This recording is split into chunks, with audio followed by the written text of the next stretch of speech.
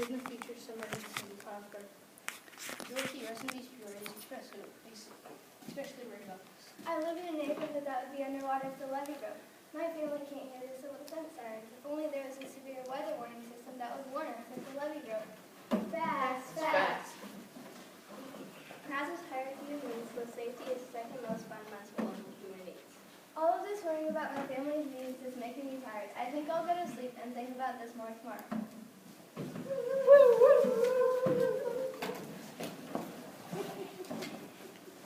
Oh, I don't think I'm in East Peoria anymore. Hi, I'm Glenda the Good Witch. Welcome to the land of floods, where all of your wishes come true. I'm Dorothy. Can you help me? My family can't hear the civil defense sirens, and we're worried about us not being warned if there's a flood. The wonderful Wizard of Floods can just follow the Lake of our crowd. Thank you. Ha! Hello, Dorothy. I knew a deaf woman who lived in a trailer park in Florida. When Hurricane Floyd hit, she wasn't notified. She didn't hear the sirens, and the TV station she was watching didn't give severe weather warnings. She decided to go to sleep. When she woke up, there was water flooding her trailer. She climbed to the top of her trailer and was rescued the next day by a helicopter. That's facts. Up to 7 million people in the United States have a severe hearing impairment. Now I know that I'm not the only one that worries about being warned if there's a flood. We're off to see the wizard. Hi, Dorothy. I also have a story for you. My grandfather was swimming by a family named the Waters. They lived in Johnstown, Pennsylvania during the Great Flood of 1889. On the day of the flood, Mr. and Mrs. Waters were home along with their 3 daughters.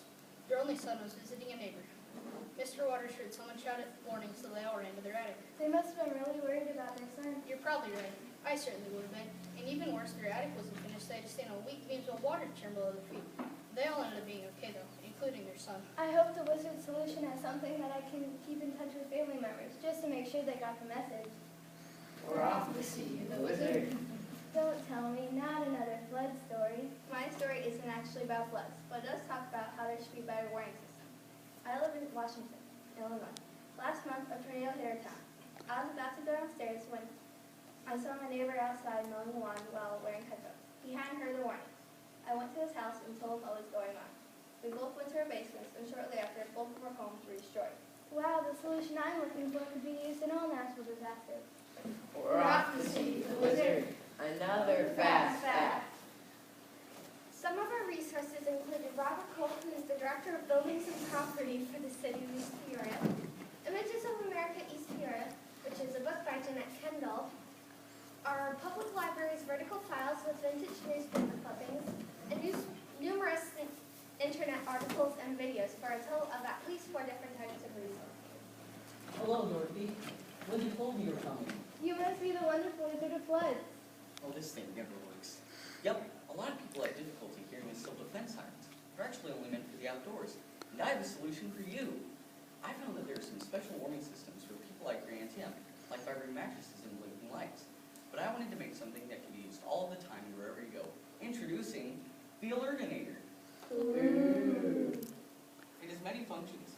During natural disaster, the National Weather Service sends out a radio signal to the bracelets, causing them to vibrate. That way, someone who's deaf can still get the warning. A screen displays the situation. It also has a GPS that can track family members who also have the bracelet by satellite, an instant messaging system controlled by the air buttons and keys on the screen, and it's waterproof. When not in use, the Alertinator serves as a watch. We've been promoting our design to local city governments, including East Peoria, so they can start handing these out to people who need them. Yet Another fast fact. We presented our invention to the East Peoria Mayor Dick Mingus, East Peoria City Council, Robert Cole, East Peoria District 86 School Board, and Central Junior High Administration and select teachers. Thank you so much. I must get home to give Auntie Em the good news. Wait a minute, how do I get home?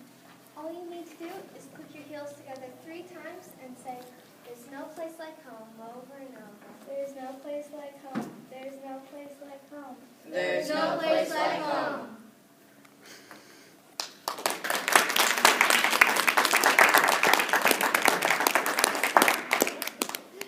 Very nice. You guys have got, I saw you at your first scrimmage, your second scrimmage, and now this, and you've gotten much better every time. So congratulations. My question, and I think I've asked this before, so does the Alertinator exist now? It doesn't exist, but the technologies that are have you thought about, or researched enough to know how much that would cost, or? Roughly $200 to $300. There's actually a similar thing created, but it's used to track inmates and costs about $700. So that's a very advanced technology, so this wouldn't cost nearly as much. And you mentioned your sources, I'm sorry, did you talk to any experts in regards to your solution for the alert system? Yes, we talked to Robert Cole, who is the Director of Buildings and Property for the City of East Peoria.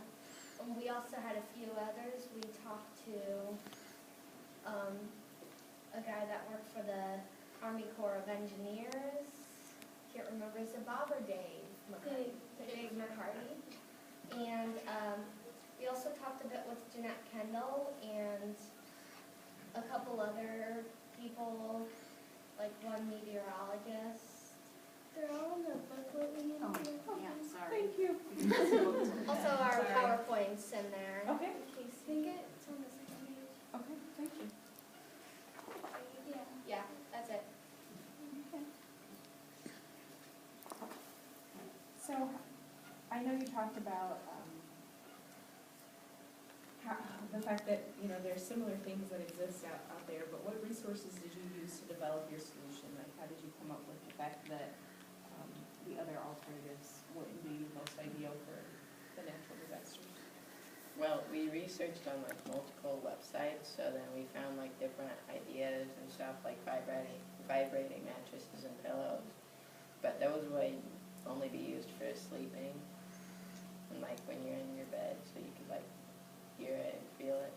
But then like if you are like not at home and there's like a storm or something, you wouldn't be able, you're not gonna be at your bed to feel it or hear it. So then ours would like blink and vibrate on your wrist or ankle or wherever you decide to put it. Good answer, Ryan. I also have something to say. During research, we actually came up with a few different solutions. A vibrating pillow or mattress was one of them.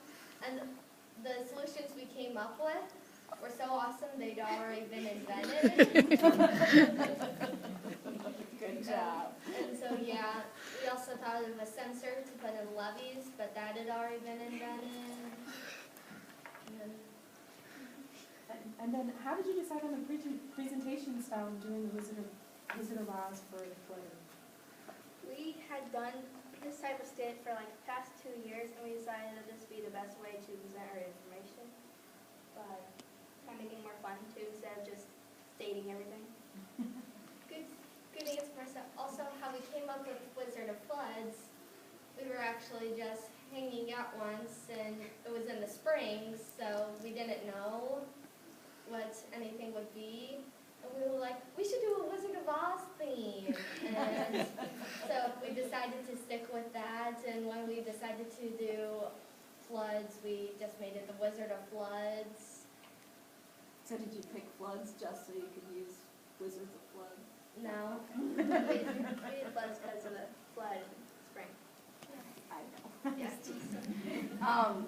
Is there something that surprised you in all the research and experts that you talked to that you just didn't expect to hear or see? I didn't expect to hear that tornado sirens are actually meant for the outdoors, not like for you to hear inside your house. I didn't know that either. That was interesting. All right, you guys are great. Thank you very much. Thank you.